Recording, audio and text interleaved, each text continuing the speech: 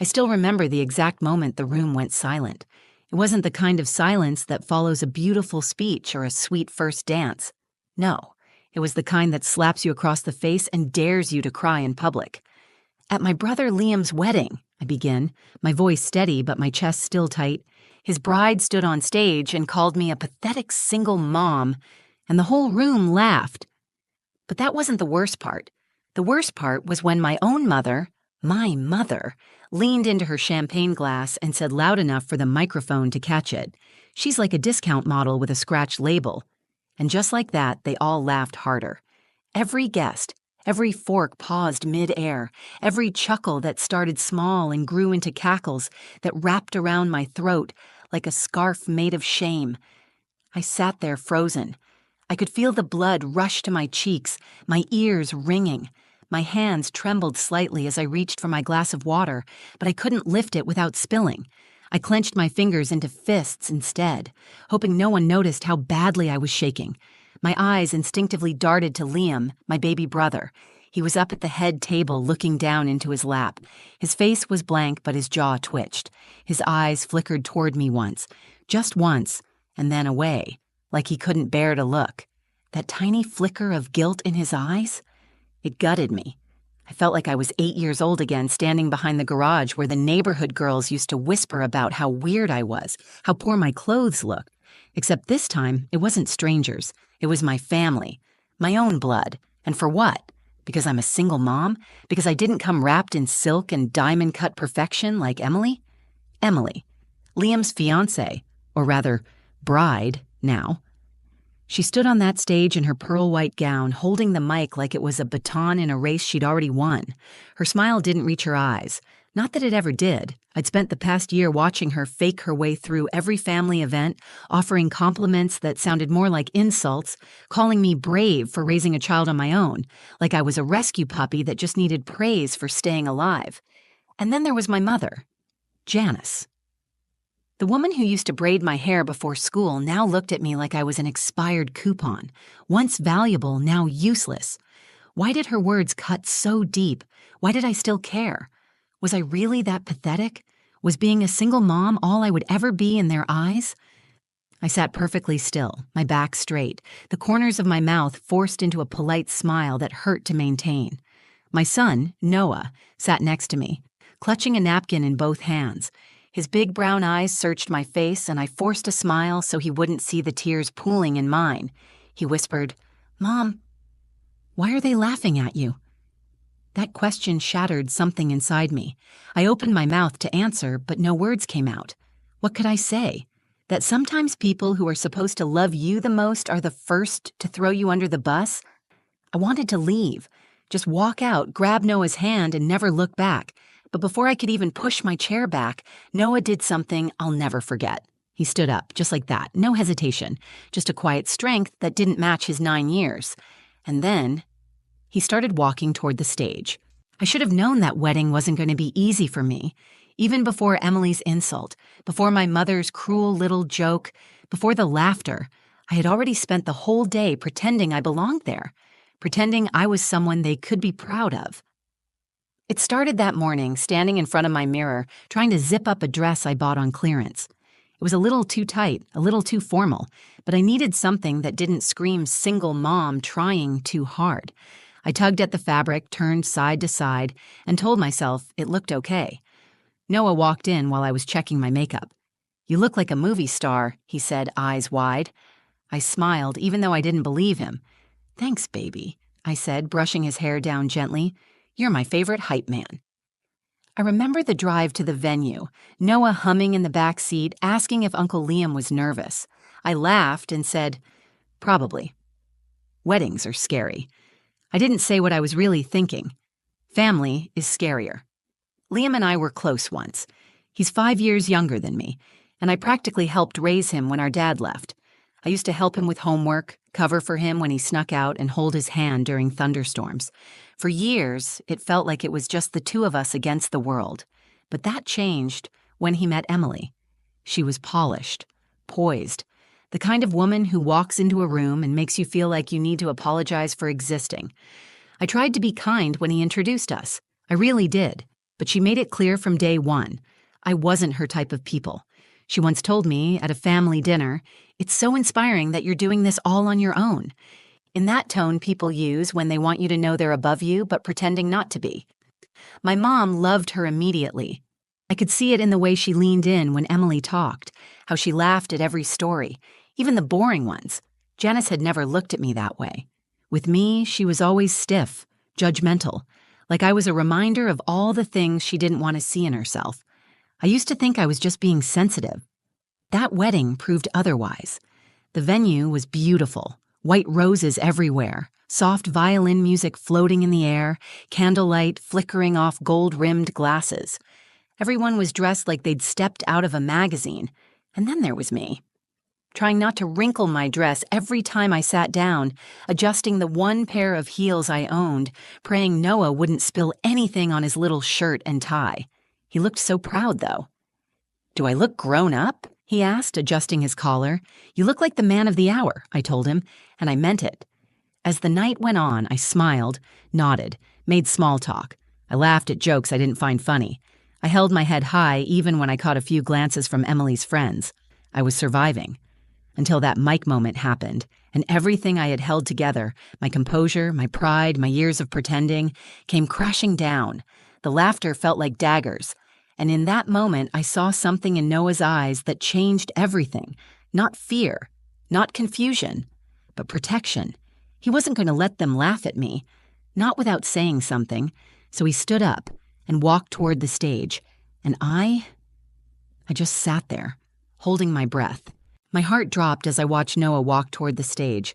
At first I thought he was just confused, maybe going to get a napkin or follow the sound of the music or, God, I don't even know. I hoped he'd just come back to the table, that this whole moment would pass, that somehow I could melt into my chair and pretend I hadn't just been humiliated in front of 100 people.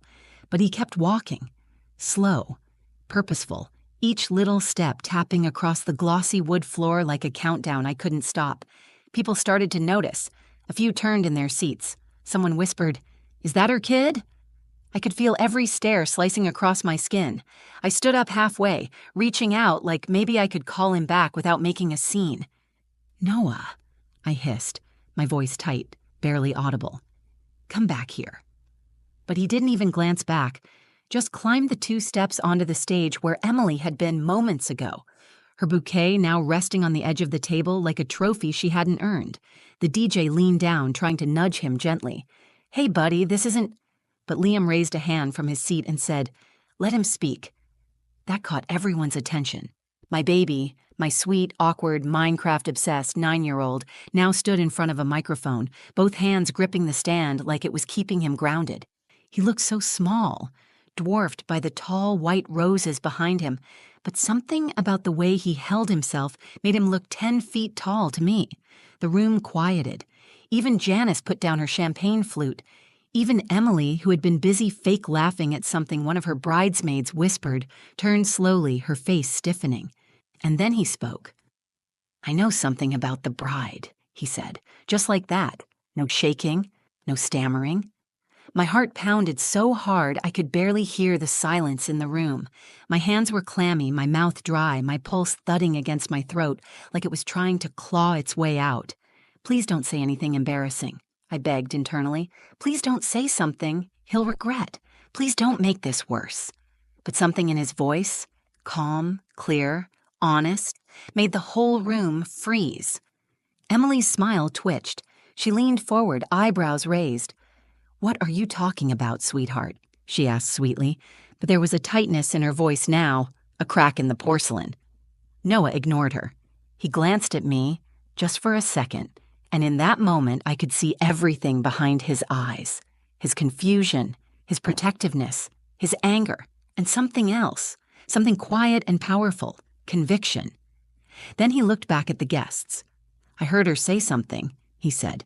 "Before the wedding." Gasps fluttered through the room like a sudden gust of cold air.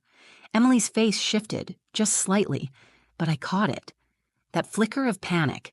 I couldn't move. It felt like the floor under me disappeared, like the entire room was suspended in this one moment, just before everything unraveled. And all I could think was, what did he hear? Noah had been with me all day. He hadn't been around Emily alone, had he? And then I remembered. Earlier that afternoon, I'd sent him to find the restroom while I helped tie Liam's boutonniere. 5 minutes, that's all it took. He must have overheard something. The silence stretched thin as glass. No one breathed, no one moved. And Noah was about to drop something that would shatter it all. I felt like I was underwater. Everything slowed down. The sounds around me, the flickering lights, even the nervous shuffle of people shifting in their seats. All I could hear was the rush of my own heartbeat, pounding in my ears like a drum warning of something big, something irreversible. Noah still stood at the microphone, small hands gripping the stand, a wrinkle across his forehead, the kind he got when he was concentrating, like when he tried to solve a tricky math problem or beat a hard level in a video game. But this wasn't a game. I couldn't breathe. Part of me wanted to rush up there and pull him back, whisper in his ear that it wasn't his job to fix this, that I was the adult and I could handle it, that I'd survived worse. Barely, maybe, but I had. But the other part of me, the part that still ached from the laughter, still burned with the sting of betrayal, knew I couldn't stop him, because Noah had made a decision, and I could see it in his face. He was standing up for me, for himself, for us. He cleared his throat, and in the quietest room I'd ever been in, even that tiny sound echoed. "I was looking for the bathroom," he said softly, "before the wedding started." He glanced at me again, this time longer. His face didn't ask for permission. It simply said, "You taught me to speak the truth. I'm just doing what you taught me." I felt a tear slip down my cheek and quickly wiped it with the edge of my napkin. I wasn't sure if it was fear, pride, or both. "I walked past this room," he continued, "and I heard Emily talking to one of her friends." Emily shifted in her seat. Her mouth opened slightly like she was going to interrupt, but she didn't. Maybe she couldn't. Maybe she realized what was coming. Noah's voice didn't tremble. "She said she didn't really want to marry Uncle Liam." Gasps. Audible now, someone dropped a fork. A couple guests sat upright like they'd just been slapped awake. "She said," Noah continued, "that she needed someone stable, who'd give her a house and wouldn't question her when she goes out late, and that Liam would be too nice to ever say no." The words hung in the air like smoke from a fire nobody knew had started. Emily was frozen, eyes locked on Noah, mouth barely moving. "That's not true," she muttered, but no one seemed to hear or care. And Noah paused, and my stomach flipped. I could feel it coming. I didn't know what it was, but I could feel it. "And she said," he went on, "that once they were married, she'd make sure people like my mom never showed up again." That was it. A full silence fell over the room. Not stunned, not curious. Heavy silence. Like grief, or shame, or truth. Noah looked straight at Emily, then back at Liam, and finally at the guests. "She said my mom was embarrassing," he added, "but she's not. She's kind, she's brave, she works so hard, and she never talks bad about anyone." His voice cracked slightly at the end, and I felt my chest cave in with emotion. I didn't care what happened next. I didn't care who believed him or who tried to cover it up, because right then, on that wedding stage, my son did something most grown adults wouldn't dare to. He told the truth, and without realizing it, he turned the entire night on its head. The room didn't just fall silent. It froze. No one moved. No one breathed. It was like time itself held its breath after Noah's words dropped like a grenade in the middle of that perfect, polished wedding hall. Emily's smile had long since vanished. Her face was pale now, lips parted in disbelief. She looked around the room, searching, maybe for someone to defend her, maybe for a hole to crawl into. She didn't find either. Liam stood slowly, not quickly, not dramatically, just like a man trying to steady himself in a storm he didn't see coming. "Noah," he said, voice tight, "can you come here, bud?" Noah nodded, calm as ever, and walked toward him. Liam bent down, said something I couldn't hear, then wrapped his arms around him, a long, tight hug, and that's when it hit me. Liam wasn't angry. He was shattered. He straightened up again, eyes searching the crowd like he didn't know where he was. Then finally, he turned to Emily. "You said that?" he asked, voice cracking right down the middle. Emily blinked fast, tried to recover, to smile, but it looked more like a grimace. "Liam, come on, he's a child. You're going to take the word of a kid over your fiancé?" He didn't answer. She kept going. "This is ridiculous. I was just joking around with my friends. You know how girls talk before weddings. We vent. We say stupid stuff. He probably misunderstood. He's 9. Her voice rose with each sentence, but the guests weren't buying it. I could feel the shift in the air. People who had laughed with her just half an hour ago were now whispering behind raised hands, exchanging looks, shaking their heads.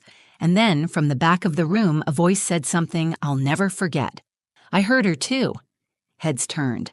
It was Rachel, one of Liam's old friends, someone who had drifted away when Emily came into the picture. Rachel stood up, hands clenched at her sides. I went into the bridal suite to bring Emily her shoes. She didn't see me, but she said exactly what Noah just said, word for word. The air cracked open. Emily's face twisted, caught between rage and panic. "Oh my God, are you all seriously doing this to me on my wedding night?" But she was the only one talking now.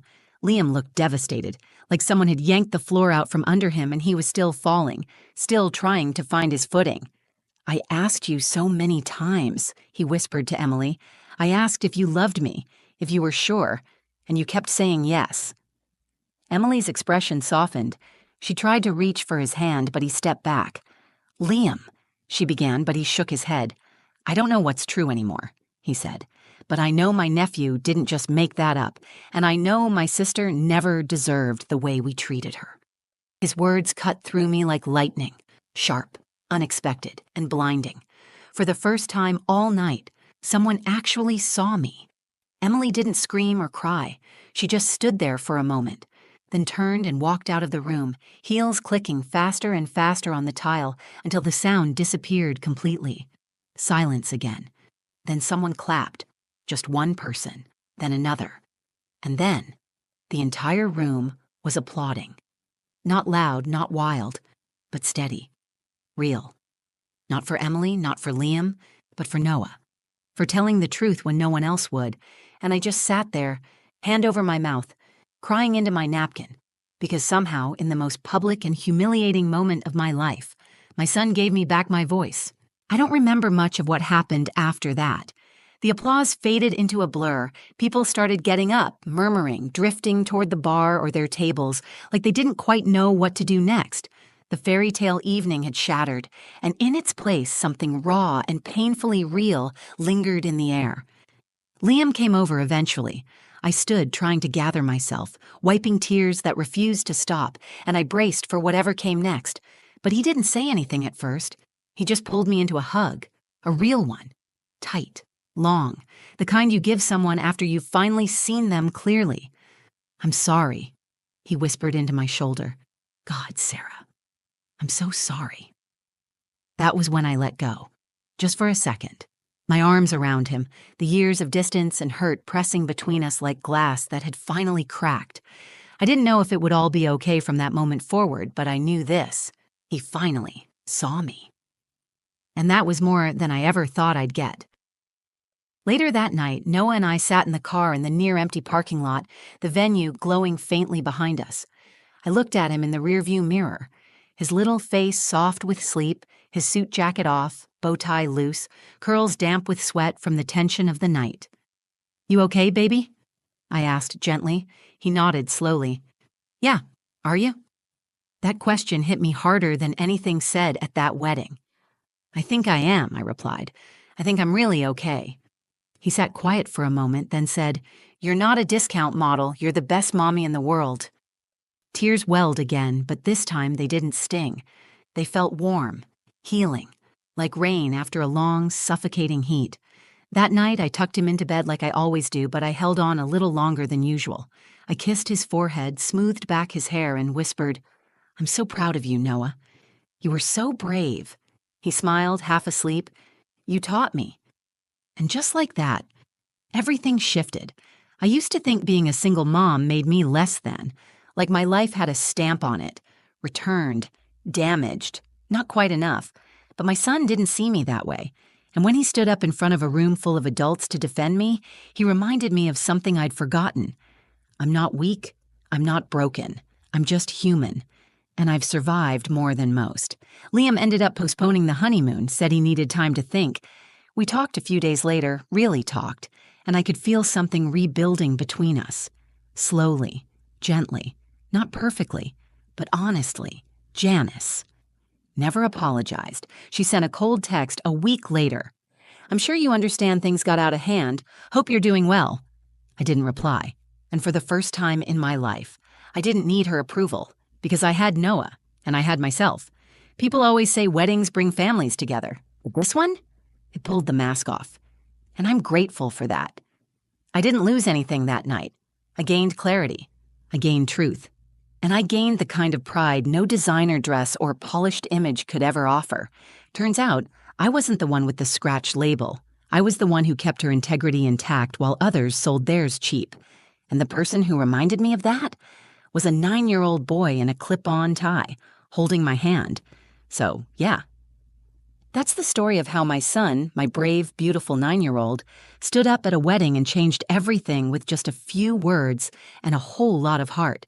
If this story moved you, made you feel something, or reminded you of your own strength, please like the video. It really helps more people find it. And if you believe in standing up for what's right, even when your voice shakes, share this story with someone who needs to hear it. And hey, if you want more real, raw, honest stories like this one, don't forget to subscribe to the channel and hit that little bell so you never miss a new video. Thanks for watching. Thanks for listening. I'll see you in the next one.